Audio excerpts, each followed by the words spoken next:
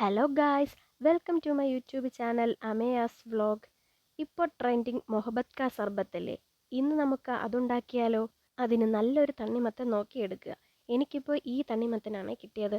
പുറം ഭാഗം ഫുൾ പച്ച കളറിലുള്ള തണ്ണിമത്തനുണ്ട്, അതെടുത്താലും നല്ലതാണ്. അപ്പോൾ ഞാനിതിനെ 2 പീസായിട്ടൊന്ന് കട്ട് ചെയ്യണേ. ചെറിയ പീസസ് ആയിട്ട് കട്ട് ചെയ്തെടുക്കാം. എങ്ങനെയുണ്ട് മോളുടെ പാട്ട്? ഇനി അതിനെ ഞാൻ ഒരു ബൗളിലേക്ക് മാറ്റുകയാണ്. ഒരു തണ്ണിമത്തൻ്റെ ഹാഫ് പോർഷൻ മുഴുവനായിട്ട് ഞാൻ ആ ബൗളിലേക്ക് മാറ്റുകയാണ്. തണ്ണിമത്തൻ ചെറിയ ചെറിയ പീസസ് ആയിട്ട് തന്നെ എടുക്കാൻ പ്രത്യേകം ശ്രദ്ധിക്കണം. അപ്പോൾ എനിക്കതിൽ 2-3 വലിയ കഷ്ണം കിടന്നുകൊണ്ട് തന്നെ ഞാൻ വീണ്ടും അതിനെ സ്പൂൺ കൊണ്ടൊന്ന് മാഷ് ചെയ്ത് കൊടുക്കുന്നുണ്ട്. ഇനി നമ്മുടെ സീക്രട്ട് ഇൻഗ്രീഡിയൻ്റായ മിൽക്ക് മെയ്ഡാണ് ഞാൻ ചേർത്ത് കൊടുക്കുന്നത്. നിങ്ങൾക്ക് വേണമെങ്കിൽ പാല് ചേർക്കാം, ഷുഗർ ചേർക്കാം, ഐസ് ക്യൂബ്സ് ചേർക്കാം. ഞാനിതൊന്നും ചേർക്കുന്നില്ല, മിൽക്ക് മെയ്ഡ് മാത്രമാണ് ചേർത്ത് കൊടുക്കുന്നത്. നല്ല രീതിക്ക് അതിനെ മിക്സ് ചെയ്തെടുക്കുക. ഇത് ഇങ്ങനെ കഴിക്കാൻ തന്നെ നല്ല ടേസ്റ്റാണ്. ഞാൻ ഭംഗിക്ക് കുറച്ച് മിൽക്ക് മെയ്ഡൊക്കെ മുകളിൽ കൂടെ ഒഴിച്ചു കൊടുത്തിട്ട് ഇങ്ങനെ തന്നെ കഴിച്ചു നോക്കി.